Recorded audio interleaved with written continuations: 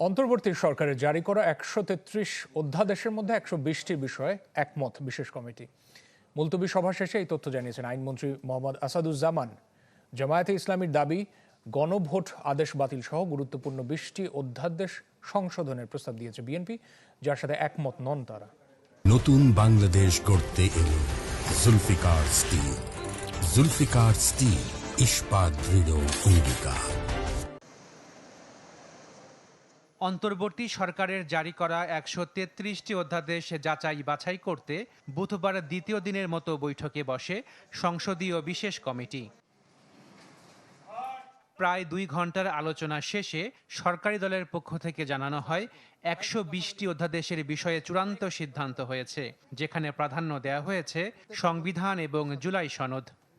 এগুলোর মধ্যে যদি কোনোটা রাখতে হবে একমত হয়ে রাখছে, কোনোটা রাখতে হবে না সেটা একমত হয়ে করেছে। জুলাই সনদের শর্তই হলো ১ থেকে ৪৭ পর্যন্ত সংবিধান সংশোধন সাপেক্ষে।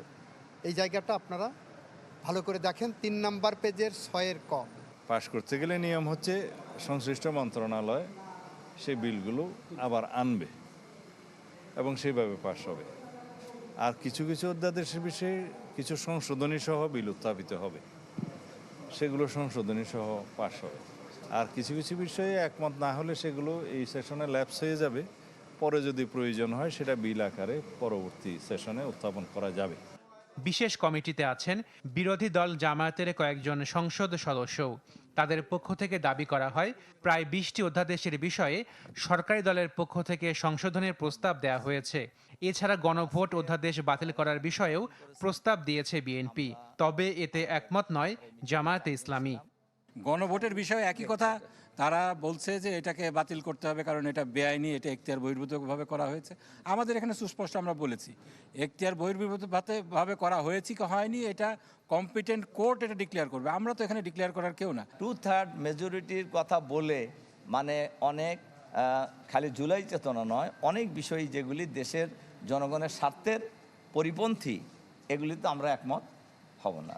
বিশেষ কমিটির সভাপতি জানান, গণভোট অধ্যাদেশ রহিত করার বিষয়ে কোনো প্রস্তাব দেয়া হয়নি। বলেন, যেসব বিষয়ে একমত হওয়া যায়নি তা আলোচনা করা হবে। আমরা এটা রহিত করারও প্রস্তাব করি নাই, আমরা এটাকে রাখারও প্রস্তাব করি নাই। আমরা বলেছি যেটা নিয়ে আলোচনা হতে পারে। একই সঙ্গে তিনি জানান, যেসব অধ্যাদেশ নিয়ে এখনো সিদ্ধান্তে পৌঁছানো যায়নি তা নিয়ে ২৯ মার্চের সংসদীয় বিশেষ কমিটির সভায় আলোচনা হবে। যে কোনো সময় যে কোনো বিষয়ে। আশিকুন প্রিন্স, চ্যানেল 24, ঢাকা।